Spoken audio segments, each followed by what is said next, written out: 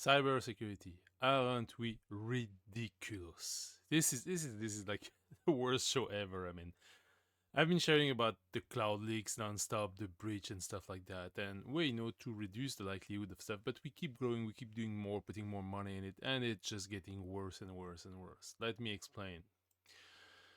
In the news today, Cargurus data breach exposed the information of 12.4 million accounts. Whoever was not yet leaked has certainly be in that one as well.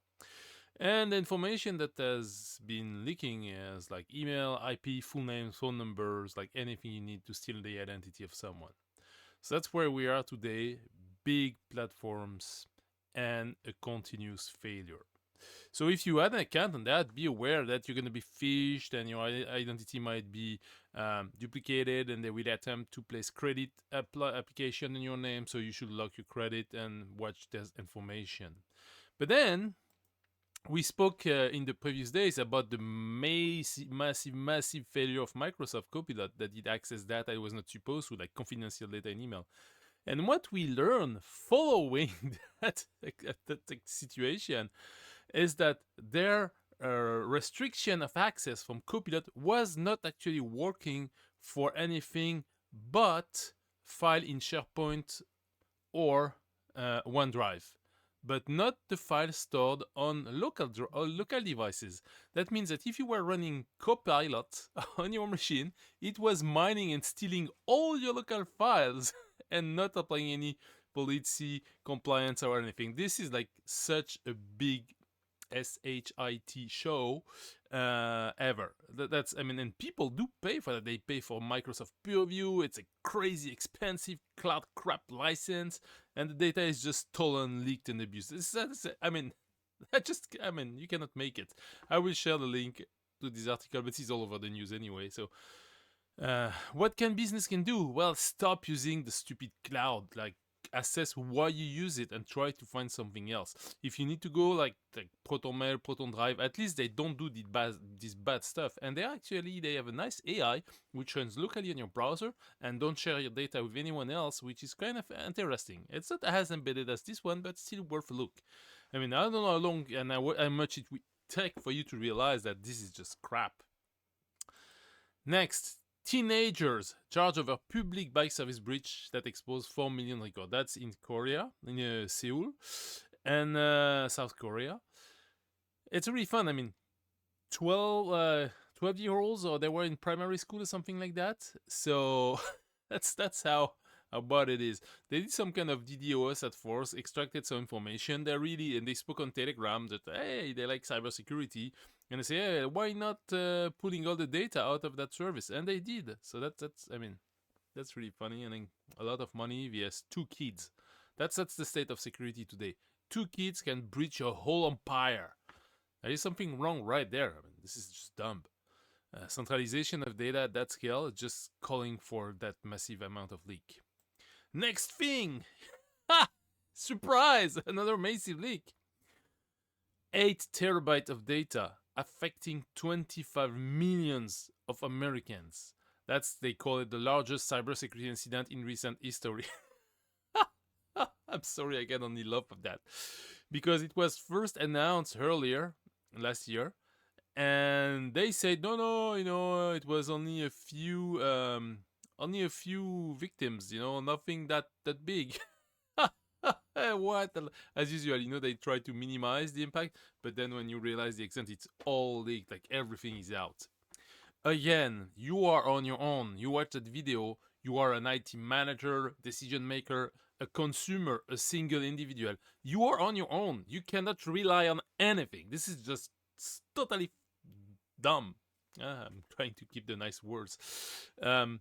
Yeah, I'm telling you, reduce your attack surface. Do not share your data. Do not overshare. Keep these information confidential. Like, don't share with people. Don't expose your stuff. Reduce your footprint. Delete what was there.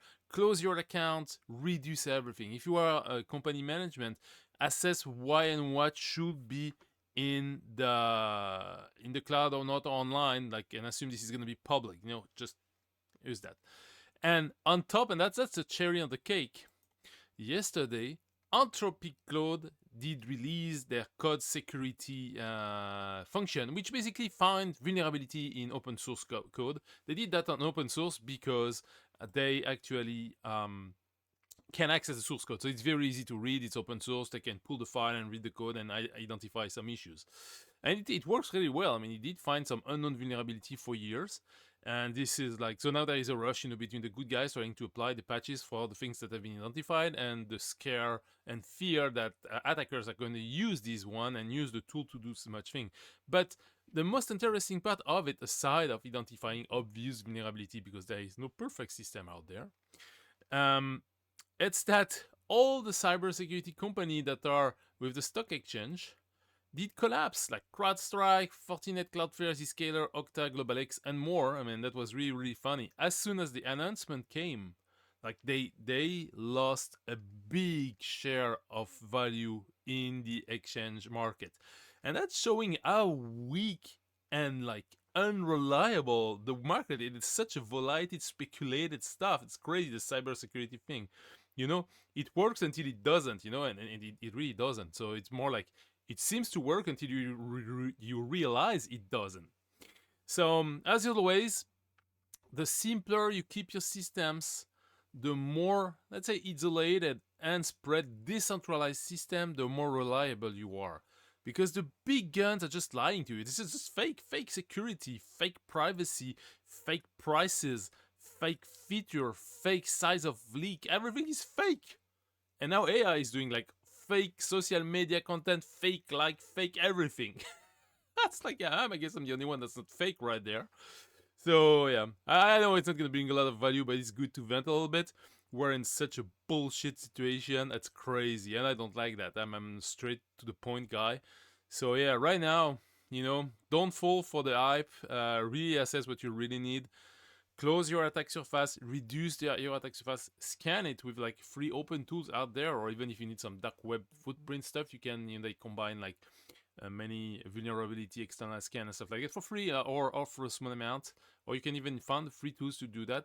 And reduce, close what you do not need, because that's the only way you're going to reduce the stuff. And then you put overlapping control, like some features, some tools are out there, but don't rely on a single tool to do that, because if it's going to be messed up, like everything we saw there, it's going to mess you up. So you need redundancy. You need overlapping security control to reduce the likelihood of a failure. Who's watching the watcher? That's the key. So if you are relying on a single platform or a single anything, like monoculture is really bad. It's the worst. They sold you consolidation as an enabler, but it's not.